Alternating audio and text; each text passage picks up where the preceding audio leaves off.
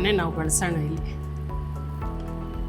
ಒಂದು ದೋಸೆಗೆ ಸುತ್ತಲೂ ಬರೋಷ್ಟು 1 ಸ್ಪೂನ್ ಹಾಕಿದ್ರೆ ಸಾಕು, ಸ್ಪ್ರೆಡ್ ಮಾಡ್ಕೊಳ್ಬೋದು. ಈ ತರ ನಮಗೆ ಚಟ್ನಿ ಅಥವಾ ಪಲ್ಯ ನೆಸೆಸಿಟಿನೇ ಇರೋದಿಲ್ಲ, ಬೇಕಾಗೇ ಇಲ್ಲ. ಇದ್ರ ಜೊತೆಯಲ್ಲಿ ಮೊಸರು, ಕೆಲವರು ಸೈಡಲ್ಲಿ ಹಾಕೊಂಡು ತಿಂತಾರೆ ಅಥವಾ ಕೆಲವರು ಮೇಲೆ ಹಾಕೊಂಡು ನಿಂಗೆ ಯಾವ್ದು ಸೈಡಲ್ಲೇ ಹಾಕಿ ಮ್ಯಾಮ್. ಓಕೆ. ಬಿಸಿ ಬಿಸಿಯಾಗಿರೋ ಅನ್ನ, ಇದಕ್ಕೆ ಕರಿಬೇವು, ಚಟ್ನಿ ಪುಡಿ, ಫಸ್ಟ್ ಚಟ್ನಿ ಪುಡಿ ಉದುರಿಸ್ಕೊಂಡು ಆಮೇಲೆ ಪುಡಿನ ಮೇಲೆ.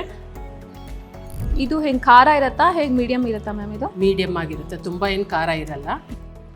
ಘೀ ಮಸಾಲ ಬಗ್ಗೆ ಈಗಾಗಲೇ ನಿಮಗೆ ಮಾಹಿತಿಯನ್ನ ಕೊಟ್ಟಿದ್ದೀನಿ. ಏನಪ್ಪಾ ಅಂತಂದ್ರೆ ಯಾವುದೇ ಪ್ರಿಸರ್ವೇಟಿವ್ಸ್ ನ ಆಡ್ ಮಾಡೋದಿಲ್ಲ, ಕಲಬೆರಕೆ ಇರೋದಿಲ್ಲ, ಅಷ್ಟೇ ರುಚಿಕಟ್ಟಾದಂತಹ ಆಹಾರ ಸಾಮಗ್ರಿಗಳು ಈ ಒಂದು ಘೀ ಮಸಾಲ ಪ್ರಾಡಕ್ಟ್ಸ್ ನಲ್ಲಿ ನಮಗೆ ಸಿಗುತ್ತೆ. ಇನ್ನೊಂದು ವಿಶೇಷತೆ ಏನಪ್ಪಾ ಘೀ ಮಸಾಲದಲ್ಲಿ ಅಂದ್ರೆ 7 ಬಗೆಯ ಚಟ್ನಿ ಪುಡಿಗಳು.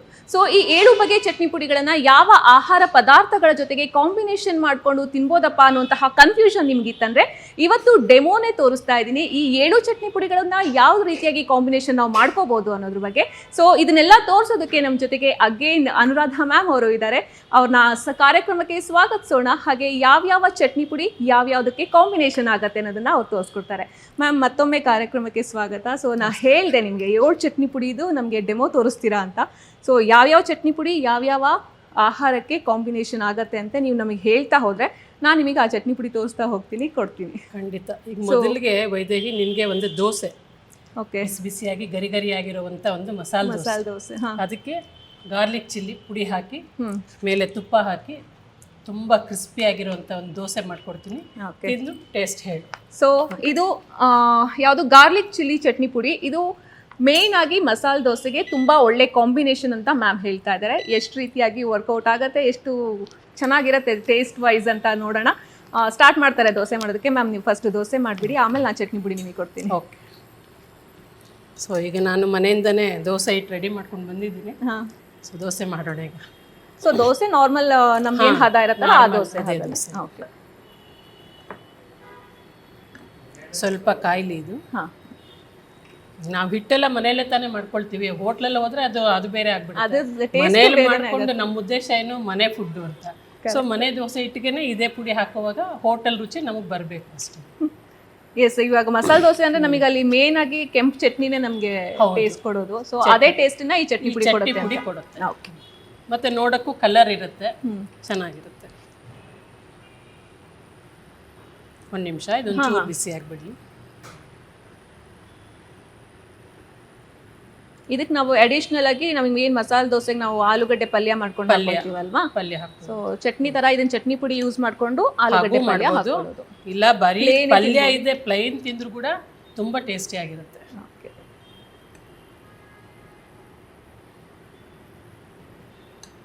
ಹಾಕೊಂಡ್ವಾ ದೋಸೆ.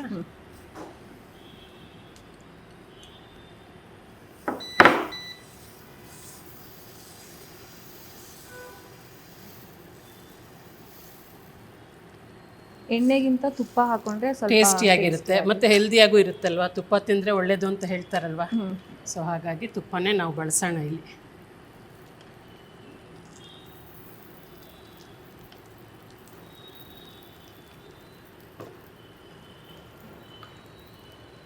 ಸೊ ಇದು ಮೇಲ್ಗಡೆ ಅದ್ರದ್ದು ಡ್ರೈನೆಸ್ ಬರೋ ತನಕ ನೀವು ಚಟ್ನಿ ಪುಡಿ ಹಾಕ್ಬಾರ್ದಲ್ವಾ.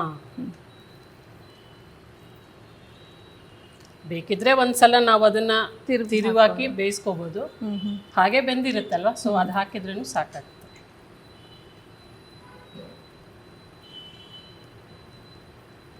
ಸೊ ನೀನು ನಿಮ್ಮ ಮನೆಗೆ ಹೋಗಿ ಟ್ರೈ ಮಾಡಿ ಶೋರ್ ಶೋರ್. ನೋಡು, ಹಿಟ್ಟು ಚೆನ್ನಾಗಿದ್ರೆ ಈ ತರ ನೀಟಾಗಿ ಬರುತ್ತೆ.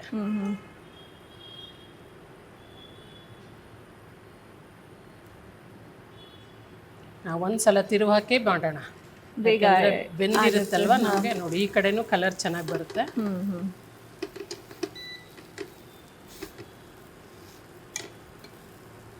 ಈ ಕೆಲವು ಸಲ ನಾವು ಹೋಟ್ಲಲ್ಲಿ ಹೋದಾಗ ಒಂದೇ ಸೈಡ್ ಬೇಯಿಸಿರ್ತಾರೆ, ಆ ಸುತ್ತಲೂ ಬೆಂದಿರೋದೇ ಇಲ್ಲ, ಹಸಿ ಹಾಗೆ ಇರುತ್ತೆ. ಅದ್ರ ಬದಲು ಒಂದು ಸ್ವಲ್ಪ ಈಗ ಮಾಡ್ಕೊಂಡು ಮಕ್ಕಳು ಕೊಡುವಾಗ ಬೆಂದಿರುತ್ತಲ್ವಾ, ಹಾಗಾಗಿ ಇದಾಗುತ್ತೆ. ಸೊ ನೀಟಾಗಿ ಬೆಂದ ಮೇಲೆನೆ ಚಟ್ನಿ ಪುಡಿ ಹಾಕೋಬೇಕು. ಸೊ ಈಗ ಇದಕ್ಕೆ ಎಷ್ಟು ಏನು ಕ್ವಾಂಟಿಟಿ ಅಂದರೆ ಖಾರ ತಿನ್ನೋರ ಮೇಲೆ ಡಿಪೆಂಡ್ ಆಗುತ್ತೆ. ಆ್ಯಸ್ ಯೂಶುವಲ್ 1 ಸ್ಪೂನ್ ಸಾಕು ಇದಕ್ಕೆ, ಒಂದು ದೋಸೆಗೆ ಸುತ್ತಲೂ ಬರೋಷ್ಟು 1 ಸ್ಪೂನ್ ಹಾಕಿದರೆ ಸಾಕು, ಸ್ಪ್ರೆಡ್ ಮಾಡ್ಕೊಳ್ಬೋದು. ಸ್ವಲ್ಪ ಸ್ಪೈಸಿ ಬೇಕು ಅನ್ನೋರು ಬೇಕಾದರೆ ಒಂಚೂರು ಜಾಸ್ತಿ ಹಾಕೋಬೋದು.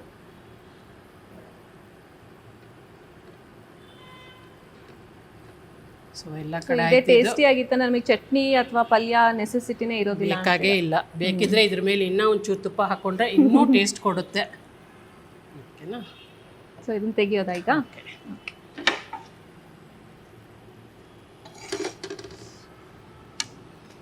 ಆಫ್ ಮಾಡಿಬಿಡ್ತೀನಿ. ಸೊ ಮಸಾಲೆ ದೋಸೆ ಅಂದರೆ ಏನು ಹೋಟೆಲಲ್ಲಿ ನಾವೇನು ಮಸಾಲೆ ದೋಸೆಗೆ ಕೆಂಪು ಚಟ್ನಿ ಹಾಕೋತೀವಲ್ವಾ, ಸೊ ಆ ಕೆಂಪು ಚಟ್ನಿ ಬದಲು ಇವ್ರು ಮಾಡಿರುವಂತಹ ಗಾರ್ಲಿಕ್ ಕೆಂಪು ಚಟ್ನಿ ಪುಡಿನ ಹಾಕ್ಕೊಂಡು ತಿಂದರೆ ನಿಮಗೆ ಮಸಾಲೆ ದೋಸೆ, ಹೋಟೆಲ್ ಮಸಾಲೆ ದೋಸೆ ಟೇಸ್ಟೇ ಸಿಗುತ್ತೆ ಅಂತ ಮ್ಯಾಮ್ ಹೇಳ್ತಾ ಇರೋದು. ಸೊ ಲೆಟ್ ಮಿ ಟ್ರೈ ಇದು ಯಾವ ಥರ ಟೇಸ್ಟ್ ಕೊಡುತ್ತೆ ಅಂತ ಒಂದ್ಸಲ ಟ್ರೈ ಮಾಡಿಬಿಡೋಣ. ಬಿಸಿ ಬಿಸಿ ಇದೆ, ತುಪ್ಪ ಹಾಕಿದ್ದಾರೆ.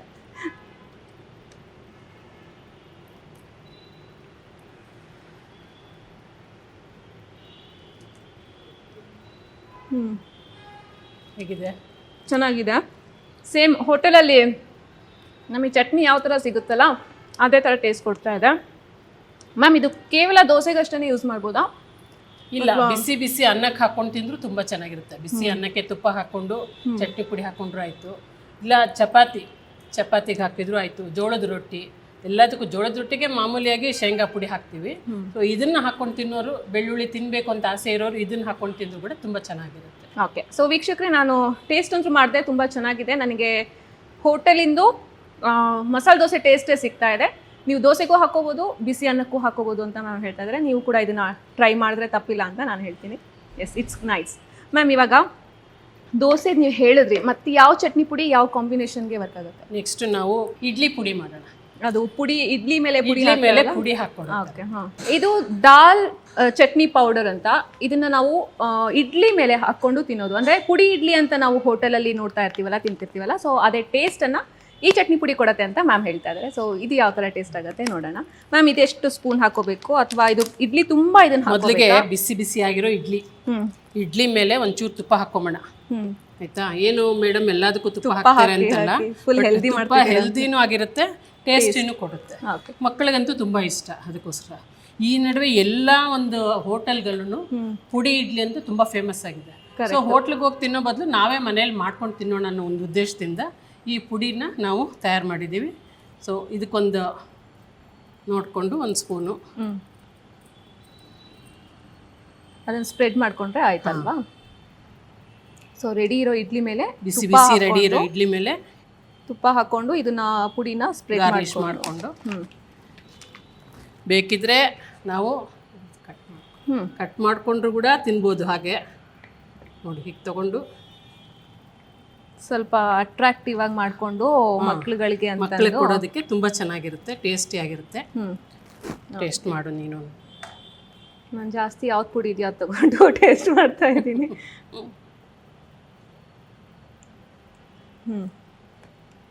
ಎಲ್ಲ ಚಟ್ನಿ ಪುಡಿ ಎಲ್ಲ ತರ ಬೇರೆ ಬೇರೆ ತರನೇ ಟೇಸ್ಟ್ ಬೇರೆನೇ ಬರುತ್ತೆ. ಯಾಕಂದ್ರೆ ಏನೇ ಕೆಲವೊಂದು ಇಂಗ್ರೀಡಿಯೆಂಟ್ಸ್ ಉಪ್ಪು ಅಥವಾ ಖಾರ ಒಂದೇ ಆಗಿದ್ರು ಬೇರೆ ಇಂಗ್ರೀಡಿಯೆಂಟ್ಸ್ ಬೇರೆನೇ ಇರುತ್ತಲ್ವಾ. ಸೊ ಹಾಗಾಗಿ ನಿಮ್ಗೆ ಟೇಸ್ಟ್ ಬೇರೆನೇ ಬರುತ್ತೆ. ಎಲ್ಲ ಒಂದೇ ಇದ್ರೆ ಚಟ್ನಿ ಪುಡಿ ಎಲ್ಲ ಒಂದೇ ಆಗ್ಬಿಡುತ್ತಲ್ವಾ. ಸೊ ಹಾಗಾಗಿ ಬೇರೆ ಬೇರೆನೇ ಟೇಸ್ಟ್ ಕೊಡಬೇಕು. ಚೆನ್ನಾಗಿದೆ ಮ್ಯಾಮ್. ಇದನ್ನು ಅಷ್ಟೇ ಪುಡಿ ಇಡ್ಲಿ ತಿಂತೀವಲ್ವಾ, ಅದೇ ಥರ ಟೇಸ್ಟ್ ಕೊಡುತ್ತೆ. ತುಂಬ ಫೇಮಸ್ ಇವಾಗಂತೂ. ಈ ಬಟನ್ ಇಡ್ಲಿ ಬರುತ್ತಲ್ಲ ಅದ್ರ ಮೇಲೆ ಹಾಕ್ಕೊಡ್ತಾರೆ, ಈ ಮಾಮೂಲಿ ಇಡ್ಲಿ ಮೇಲೆ. ಇದನ್ನ ಇಡ್ಲಿ ಸಾಂಬಾರ್ಗಿಂತ ಇವಾಗ ಪುಡಿ ಇಡ್ಲಿ ಒಂದು ಟ್ರೆಂಡ್ ಜಾಸ್ತಿ ಆಗ್ತಾರೆ. ಸೊ ಪುಡಿ ಇಡ್ಲಿಗೋಸ್ಕರ ದಾಲ್ ಚಟ್ನಿ ಪೌಡರ್ ಇದು ನಿಜವಾಗ್ಲೂ ತುಂಬ ಒಳ್ಳೆ ಕಾಂಬಿನೇಷನ್ ಇಡ್ಲಿ ಜೊತೆಗೆ. ನೀವು ಕೂಡ ಟ್ರೈ ಮಾಡ್ಬೋದು ಅಂತ ನಾನು ಇನ್ಸಿಸ್ಟ್ ಮಾಡ್ತೀನಿ. ಸೊ ಇದು ಪೀನಟ್ ಚಟ್ನಿ ಪುಡಿ. ಇದರಲ್ಲಿ ನಮಗೆ ಗಾರ್ಲಿಕ್ ವಿತ್ ಗಾರ್ಲಿಕ್ ಮತ್ತು ವಿತೌಟ್ ಗಾರ್ಲಿಕ್ ಕೂಡ ಸಿಗುತ್ತೆ. ಚಪಾತಿ, ಜೋಳದ ರೊಟ್ಟಿ ಆ ಥರದಿದ್ದಾಗ ಪಲ್ಯ ಮಾಡ್ಕೊಳಕ್ಕೆ ಬೇಜಾರಾಯಿತು ಅಂತಂದರೆ ಇದನ್ನು ಹಾಕ್ಕೊಂಡು ಕಾಂಬಿನೇಷನ್ ಮಾಡ್ಕೊಂಡು ತಿಂದರೆ ತುಂಬ ಒಳ್ಳೆ ಟೇಸ್ಟ್ ಕೊಡುತ್ತೆ ಅಂತ ಅಗೇನ್ ಮ್ಯಾಮ್ ಹೇಳ್ತಾ ಇದ್ದಾರೆ. ಸೊ ನಮ್ಮ ಹತ್ರ ಇವಾಗ ಜೋಳದ ರೊಟ್ಟಿ ಮ್ಯಾಮ್ ತೊಗೊಂಡು ಬಂದಿದ್ದಾರೆ. ಇದಕ್ಕೆ ಕಾಂಬಿನೇಷನ್ ಆಗಿ ಚಟ್ನಿ ಪುಡಿ ಹಾಕ್ಕೊಡ್ತೀರಾ ನನಗೆ?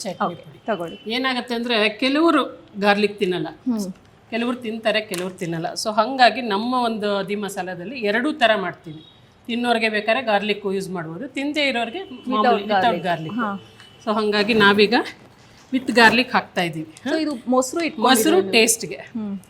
ಸೊ ನಿನಗೆ ನಾನು ಎರಡು ಟೇಸ್ಟ್ ಕೊಡ್ತೀನಿ, ಗಾರ್ಲಿಕ್ಕು ವಿತೌಟ್ ಗಾರ್ಲಿಕ್ ಎರಡು ಟೇಸ್ಟ್ ಕೊಡ್ತೀನಿ. ಸೊ ಇದು ಇದೆ ನನ್ನ ವಿತೌಟ್ ಗಾರ್ಲಿಕ್ದು ಇದೆ. ಹಾಂ, ಬಿಸಿ ಬಿಸಿ ಜೋಳದ ರೊಟ್ಟಿಗೆ ಇದು ವಿತ್ ಗಾರ್ಲಿಕ್ಕು. ಸೊ ಇದು ವಿತೌಟ್ ಗಾರ್ಲಿಕ್, ಇದು ಕೂಡ ಅವೈಲೇಬಲ್ ಇರುತ್ತೆ. ಯಾರು ಗಾರ್ಲಿಕ್ ನ ಪ್ರಿಫರ್ ಮಾಡಲ್ಲ ಅವರು ಇದನ್ನ ನಿನ್ಗೋಸ್ಕರ ತಂದಿದ್ದೀನಿ, ಎರಡು ನೀನು ಟೇಸ್ಟ್ ನೋಡು. ಓಕೆ, ನೋಡಿ ಈ ತರ ನಾವು ಓಪನ್ ಮಾಡ್ಕೊಂಡು ಹಾಗೆ ನಾವು ಅದನ್ನ ಮುಚ್ಚಿಟ್ಕೊಳ್ಬಹುದು. ಸರ್ ಹೇಳಿದ್ರು ನಮ್ಗೆ ಮಾತಾಡೋವಾಗ ಈ ತರ ಓಪನ್ ಮಾಡ್ಕೊಂಡು ಆಮೇಲೆ ನಮ್ಗೆ ಕ್ಲೋಸ್ ಬೇರೆ ಇದಕ್ಕೆ ಹಾಕಿ ಮಾಡೋ ಬದಲು ಹೀಗೆ ನಾವು ಕ್ಲೋಸ್ ಮಾಡಿ ಇಟ್ಕೊಂಡ್ಬಿಟ್ರೆ ಯೂಸ್ ಆಗುತ್ತೆ ಈ ಥರ. ಸೊ ನಿನ್ಗೆ ಎರಡು ಇವಾಗ ಹಾಕಿದ್ದೀನಿ. ಇದ್ರ ಜೊತೆಯಲ್ಲಿ ಮೊಸರು, ಕೆಲವರು ಸೈಡಲ್ಲಿ ಹಾಕೊಂಡು ತಿಂತಾರೆ ಅಥವಾ ಕೆಲವರು ಮೇಲೆ ಹಾಕೊಂತದ್ದು. ನಿಂಗೆ ಯಾವ್ದು ಸೈಡಲ್ಲೇ ಹಾಕಿ ಮ್ಯಾಮ್. ಓಕೆ, ಇದ್ರ ಜೊತೆಲಿ ತಿನ್ನೋರು ನಂಚ್ಕೊಂಡು ಆನಿಯನ್ ಕೂಡ ಹಾಕೊಳ್ತಾರೆ, ಟೇಸ್ಟ್ ಇರುತ್ತೆ ಅಂತ. ಬಟ್ ಇವಾಗ ಆನಿಯನ್ ಇದೆ ಅಂತ ಮೈಂಡ್ ಅಲ್ಲಿ ಅನ್ಕೊಂಡು ತಿನ್ನು ಅನ್ಕೊಂಡು. ಓಕೆ, ಸೊ ನಾನು ಎರಡು ಟೇಸ್ಟ್ ಮಾಡ್ತೀನಿ, ವಿತ್ ಗಾರ್ಲಿಕ್ಕು ವಿತೌಟ್ ಗಾರ್ಲಿಕ್ಕು ಯಾವ ತರ ಟೇಸ್ಟ್ ಆಗುತ್ತೆ ಅಂತ. ಇದು ನಾನು ಇವಾಗ ಟೇಸ್ಟ್ ಮಾಡ್ತಾ ಇರೋದು ವಿತ್ ಗಾರ್ಲಿಕ್ ಇಂದ. ಓಕೆ,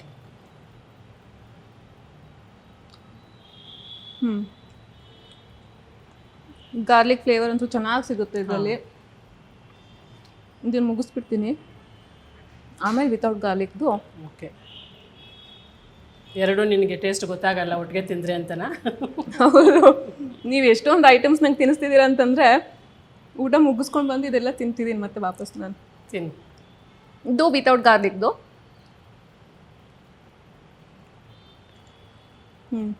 ಎರಡು ಚೆನ್ನಾಗಿದೆ ಮ್ಯಾಮ್.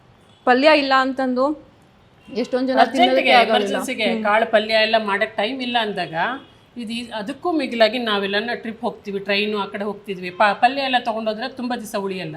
ಸೊ ಈ ಥರ ರೊಟ್ಟಿ ಆದರೆ 3-4 ದಿವಸಕ್ಕೇನು ಮೋಸ ಇಲ್ಲ.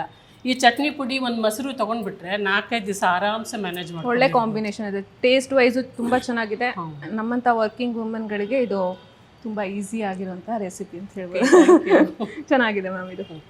ಇದು ಕರಿ ಲೀವ್ಸ್ ಚಟ್ನಿ ಪೌಡರ್. ಇದನ್ನ ಬಿಸಿ ಅನ್ನಕ್ಕೆ ತುಪ್ಪದ ಜೊತೆ ಹಾಕೊಂಡು ತಿಂದರೆ ಒಳ್ಳೆ ಕಾಂಬಿನೇಷನ್ ಅಂತ ಹೇಳ್ತಾರೆ. ಸೊ ಇದು ಹೇಗೆ ವರ್ಕೌಟ್ ಆಗುತ್ತೆ, ಎಷ್ಟು ಒಳ್ಳೆ ಟೇಸ್ಟನ್ನು ಕೊಡುತ್ತೆ ಅಂತ ಮ್ಯಾಮ್ ತೋರಿಸ್ತಾರೆ. ತಗೊಳ್ಳಿ ಮ್ಯಾಮ್, ಆಲ್ ಈಸ್ ಯೋರ್ಸ್.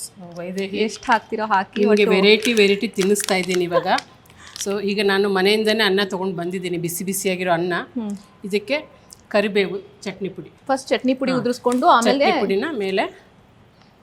ಇದು ಹೆಂಗೆ ಖಾರ ಇರತ್ತಾ, ಹೇಗೆ ಮೀಡಿಯಮ್ ಇರುತ್ತಾ ಮ್ಯಾಮ್? ಇದು ಮೀಡಿಯಮ್ ಆಗಿರುತ್ತೆ, ತುಂಬ ಏನು ಖಾರ ಇರಲ್ಲ.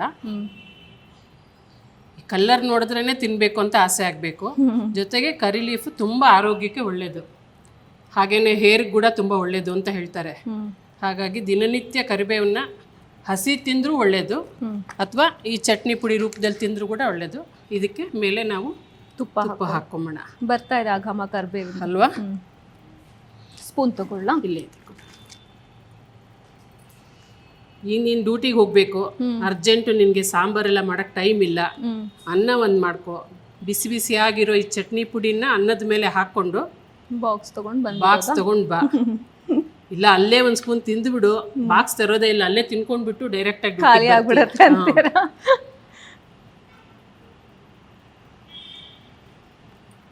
ಅನ್ನದ ಜೊತೆ ಹೇಳಿ ಮಾಡಿಸಿದ ಕಾಂಬಿನೇಷನ್ ಇದು.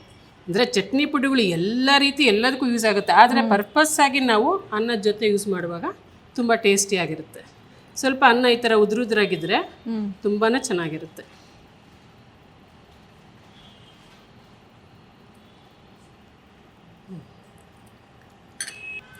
ಸೊ ಬಿಸಿ ಬಿಸಿ ಅನ್ನಕ್ಕೆ ಈ ರೀತಿಯಾಗಿ ಚಟ್ನಿ ಪುಡಿ ಹಾಕಿ ರುಚಿಯಾಗಿ ಮಾಡಿಕೊಟ್ಟಿದ್ದಾರೆ. ಇದು ಹೆಂಗೆ ಟೇಸ್ಟ್ ಆಗುತ್ತೆ ಅಂತ ನೋಡೋಣ. ಮ್ಯಾಮ್, ನಾನು ಇದನ್ನು ಒಂದು ಪ್ಲೇಟಲ್ಲಿ ಬಡಿಸ್ಕೊಂಡು ಬಿಡ್ತೀನಿ. ಓಕೆ, ಬಡಿಸ್ಕೊಂಡು ಟೇಸ್ಟ್ ನೋಡ್ತೀನಿ.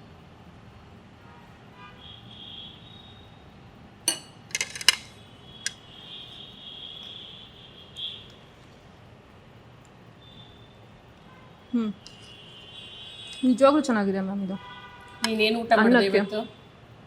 ನಾನಿವತ್ತು ದೋಸೆ ತಿಂದಿದ್ದು. ದೋಸೆ ತಿಂದಿದ್ದು. ಅದಕ್ಕೂ ಇದಕ್ಕೂ ಹೇಗಿದೆ ಟೇಸ್ಟು?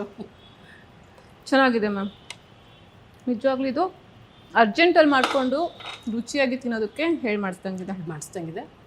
ಸೊ ಬಿಸಿ ಅನ್ನಕ್ಕೆ ಈ ಒಂದು ಕರಿಬೇವಿನ ಚಟ್ನಿ ಪುಡಿ ತುಂಬ ಒಳ್ಳೆ ಕಾಂಬಿನೇಷನ್ ಅಂತ ನನಗೂ ಅನಿಸುತ್ತೆ. ನೀವು ಕೂಡ ಟ್ರೈ ಮಾಡಿ. ಆರೋಗ್ಯಕ್ಕೆ ಒಳ್ಳೆಯದು, ಮೇನು ರುಚಿಗಿಂತ ಆರೋಗ್ಯಕ್ಕೆ ತುಂಬ ಒಳ್ಳೆಯದು. ರುಚಿನೂ ಇದೆ, ಇದಕ್ಕೆ ಆರೋಗ್ಯಕ್ಕೆ ಸಂಬಂಧಪಟ್ಟಂತೆ ಒಂದಿಷ್ಟು ಒಳ್ಳೆ ಅಂಶಗಳು ಈ ಚಟ್ನಿ. ನಾನಂತೂ ದಿನ ಬೆಳಗ್ಗೆ 4-5 ಕರಿಬೇವಿನ ಎಲೆ ಹಸಿದೇ ತಿಂತೀನಿ ಬೆಳಗ್ಗೆ. ಬಟ್ ಇದು ನಮಗೆ ಈಸಿ ವೇ ಆಗುತ್ತೆ ಮ್ಯಾಮ್ ತಿನ್ನೋದಕ್ಕೆ, ಹಸಿದೆಲ್ಲ ನಮಗೆ ಇವಾಗ ಒಗ್ಗಲ್ಲ. ಓಕೆ, ಚೆನ್ನಾಗಿದೆ ಇದು. ಬಿಸಿ ಅನ್ನಕ್ಕೆ ಮತ್ತೊಂದು ಚಟ್ನಿ ಪುಡಿ ಕಾಂಬಿನೇಷನ್ ಮಾಡ್ಕೋಬೋದು. ಮೋರಿಂಗಾ ಚಟ್ನಿ ಪೌಡರ್ ಇದು. ಸೊ ನುಗ್ಗೆ ಸೊಪ್ಪಿನ ಚಟ್ನಿ ಪುಡಿ ಇದು. ಸೊ ಇದು ಒಂದು ಸ್ವಲ್ಪ ಕಹಿ ಬರುತ್ತೆ ನುಗ್ಗೆ ಸೊಪ್ಪು, ಆದರೆ ಚಟ್ನಿ ಪುಡಿ ಯಾವ ಥರ ಟೇಸ್ಟ್ ಆಗುತ್ತೆ ಅಂತ ನನಗೂ ಗೊತ್ತಿಲ್ಲ. ಅಗೇನ್ ಮ್ಯಾಮೇ ತೋರಿಸ್ಬೇಕು ಯಾವ ಥರ ಟೇಸ್ಟ್ ಆಗುತ್ತೆ ಅಂತ, ನಾವು ಟೇಸ್ಟ್ ಮಾಡಬೇಕು. ಎಸ್ ಮ್ಯಾಮ್, ತಗೊಳ್ಳಿ. ಅನ್ನ ಅಂತೂ ರೆಡಿ ಇದೆ, ಅನ್ನ ರೆಡಿ ಇದೆ, ಚಟ್ನಿ ಪುಡಿನೂ ರೆಡಿ ಇದೆ. ಬಟ್ ನೀನು ಹೇಳ್ದಂಗೆ ಕಹಿ ಇರೋದಿಲ್ವಾ? ಯಾಕೆಂದ್ರೆ ಬರೀ ನುಗ್ಗೆ ಸೊಪ್ಪಿಂದಲ್ಲ, ಇದ್ರ ಜೊತೆಗೆ ಇಂಗ್ರೀಡಿಯೆಂಟ್ಸು ಇರುತ್ತೆ. ಸೊ ಹಾಗಾಗಿ ಕಹಿ ಅಂತೂ ಇರಲ್ಲ, ಆದರೆ ಕಲರ್ ಮಾತ್ರ ಸ್ವಲ್ಪ ಕರಿಬೇವಿನ ಪುಡಿಗೆ ಮ್ಯಾಚ್ ಆಗುತ್ತೆ ಒಂದು ಸ್ವಲ್ಪ ಅಷ್ಟೇನೆ. ಇದು ಸಹ ಹೀಗೆ ಬಿಸಿ ಅನ್ನಕ್ಕೆ ಮೇಲ್ಗಡೆ ಹಾಕ್ಕೊಂಡು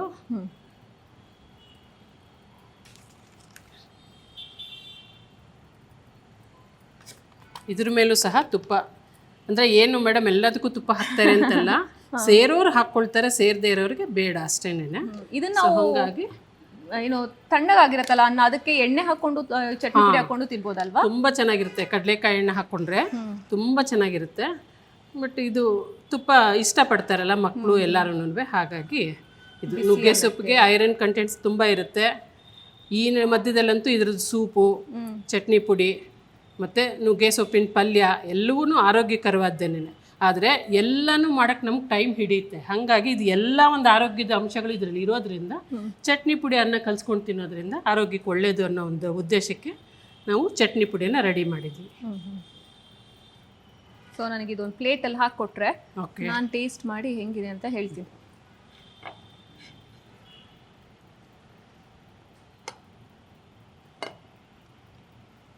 ಸೊ ಟೇಸ್ಟಿಗೋಸ್ಕರ ಇಷ್ಟಿಷ್ಟೇ ನಾನು ತಿಂತಾ ಇರೋದು. ಬಟ್ ಆಮೇಲೆ ಫುಲ್ ಖಾಲಿ ಮಾಡಿ ನೆಕ್ಸ್ಟ್ ಅಡ್ವರ್ಟೈಸ್ಮೆಂಟ್ ಎಲ್ಲ ನಿಂದಿನಿಂದಾನೇ ಆಗಬೇಕು. ಓಕೆ, ಸೊ ಇದು ನುಗ್ಗೆ ಸೊಪ್ಪಿನ ಚಟ್ನಿ ಪುಡಿ. ನುಗ್ಗೆ ಸೊಪ್ಪು ಚಟ್ನಿ ಪುಡಿ ಆದರೂ ನಿಮಗೆ ಕಹಿ ಅಂಶ ಸಿಗೋದಿಲ್ಲ ಅಂತ ಮ್ಯಾಮ್ ಹೇಳ್ತಾ ಇದ್ದಾರೆ. Let me try this.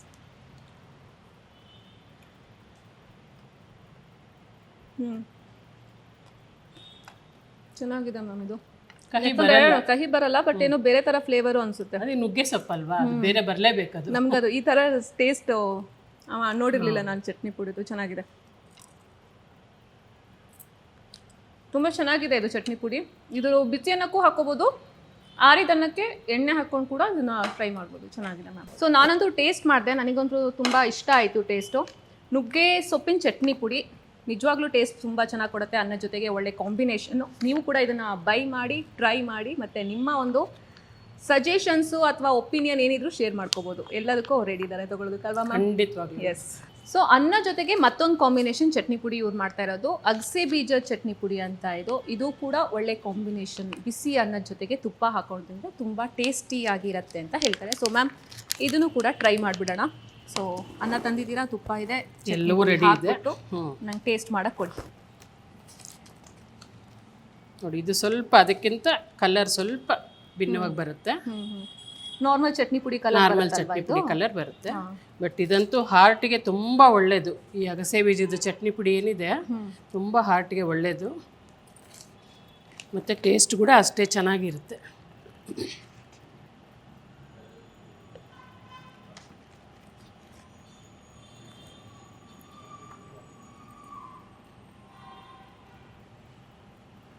So ನೀನು ಇದೆಲ್ಲ ಚಟ್ನಿ ಪುಡಿ ತಿಂತಾ ಇದೆಯಾ, ಎಲ್ಲ ಜ್ಞಾಪಕ ಇಟ್ಕೊಳ್ತಾ ಇದೆಯಾ, ಮರ್ತೋಗ್ತಾ ಇದೆಯಾ, ಯಾವ್ದು ಯಾವ್ದು ಅಲ್ಲ ಟೇಸ್ಟ್ ವೈಸ್ ಎಲ್ಲ ಗೊತ್ತಾಗ್ತಾ ಇದೆಯಲ್ಲ, ನೆನ್ಪಿಟ್ಕೊಳ್ತೀನಿ. ಓಕೆ.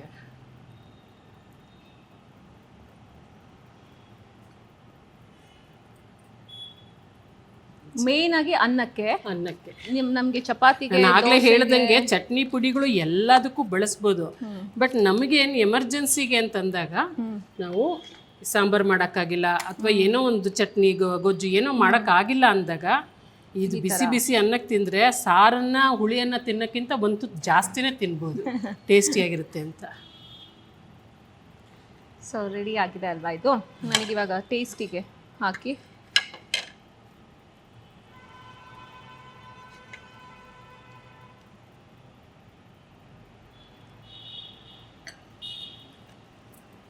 ಅಗಸೆ ಬೀಜದ ಚಟ್ನಿ ಪುಡಿ ಇದು.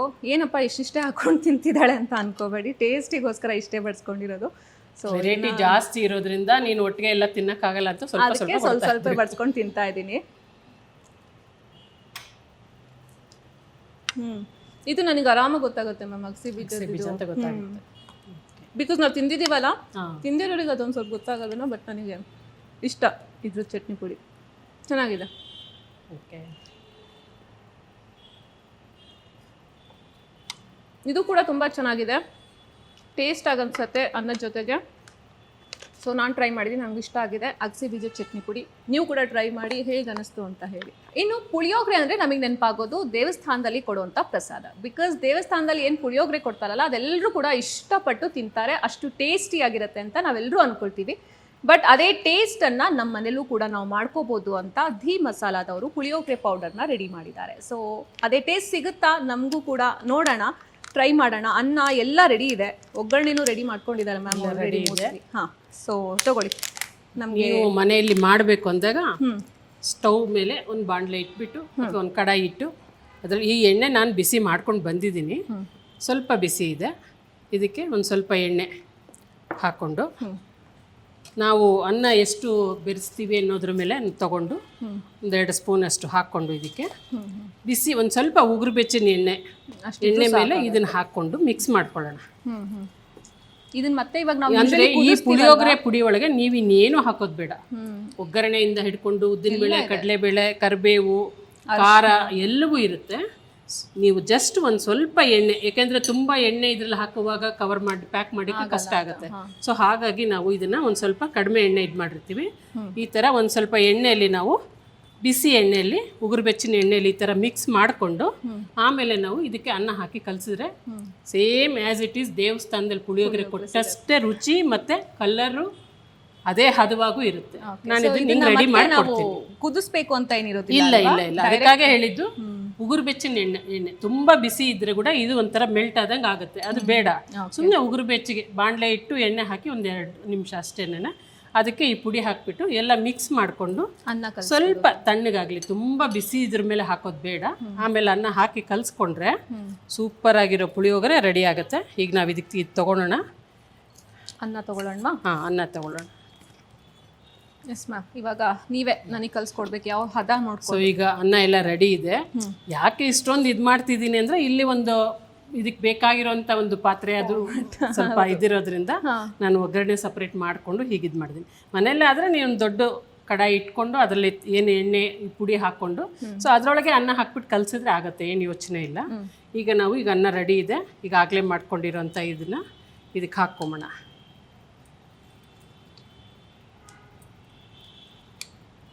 ಅನ್ನಕ್ಕೆ ಎಷ್ಟು ಒಗ್ಗರಣೆ ಬೇಕು ನೋಡಿಕೊಂಡು ಹಾಕ್ಕೊಂಡ್ರೆ ಇದನ್ನು ಸ್ವಲ್ಪ ಕೈಯಲ್ಲೇ ಕಲಿಸ್ಬಿಡೋಣ.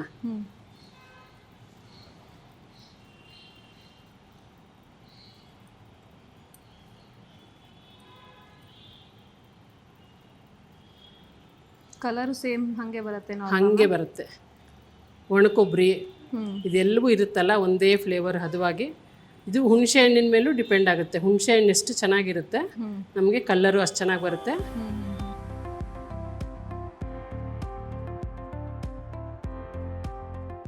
ಸೊ ನಿನಗೆ ಈಗ ಬಿಸಿ ಬಿಸಿಯಾಗಿ ರುಚಿಯಾಗಿರೋಂಥ ಪುಳಿಯೋಗರೆನ ಕೊಡ್ತಾ ಇದ್ದೀನಿ. ನಾನು ಇಷ್ಟೊತ್ತು ತಿಂದಿದ್ದು ಒಂದು ಟೇಸ್ಟು, ಇದು ಎಕ್ಸ್ಟ್ರಾಡಿನರಿ ಟೇಸ್ಟ್. ಇದು ಮೇನ್ ಆಗಿ ನಿಮ್ಮಲ್ಲಿ ಸಿಗುವಂಥದ್ದು ಸ್ಪೆಷಲ್ ಆಗಿರುವಂಥ ಪದಾರ್ಥ. ಗೊಜ್ಜು ಮಾಡಿ ಅದನ್ನು ಗೊಜ್ಜು ಕುದಿಸ್ಕೊಂಡು ಎಲ್ಲ ಮಾಡೋ ಟೈಮ್ ಇರದೇ ಇರೋದ್ರಿಂದ ಆರಾಮಕ್ಕೆ ನಾವು ಈ ಪುಡಿನ ಹಾಕ್ಕೊಂಡು ಬಿಸಿ ಬಿಸಿಯಾಗಿ ಕಲರ್ಫುಲ್ ಆಗಿರೋ ಪುಳಿಯೋಗರೆನ ನಾವು ಬೇಗ ಇನ್ಸ್ಟೆಂಟಾಗಿ ರೆಡಿ ಮಾಡ್ಕೋಬೋದು. ಸೊ ಪ್ರಸಾದ ಅಂದರೆ ಏನಂತಾರೆ, ದೇವಸ್ಥಾನದಲ್ಲಿ ಸಿಗುವಂಥ ಪ್ರಸಾದ ಟೇಸ್ಟ್ ಇರುತ್ತೆ. ಈ ಒಂದು ಪುಳಿಯೋಗರೆ ಟ್ರೈ ಮಾಡ್ತಾ ಇದ್ದೀನಿ.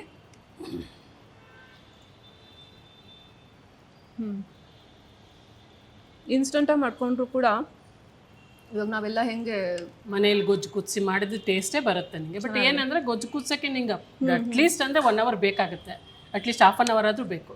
ಇದು ಏನಿಲ್ಲ, ನೀನು ಅನ್ನ ಮಾಡೋ ಅಷ್ಟೊತ್ತಿಗೆ ಇದು ರೆಡಿ ಇರುತ್ತೆ. ಅನ್ನ ಮಾಡೋದಂದರೆ ನಿನಗೆ 5 ನಿಮಿಷ ಟೈಮ್ ತೊಗೊಳ್ಳೋದು, ಅದು ಬಿಟ್ಟರೆ ಇನ್ಸ್ಟೆಂಟಾಗಿ ಪುಳಿಯೋಗರೆ ರೆಡಿ. ತುಂಬ ಚೆನ್ನಾಗಿದೆ ಇದು. ಸೇಮ್ ದೇವಸ್ಥಾನದಲ್ಲಿ ನಾವೇನು ಪ್ರಸಾದ ತಿಂತೀವಲ್ಲ ಅದೇ ಟೇಸ್ಟೇ ಕೊಡ್ತಾ ಇದೆ.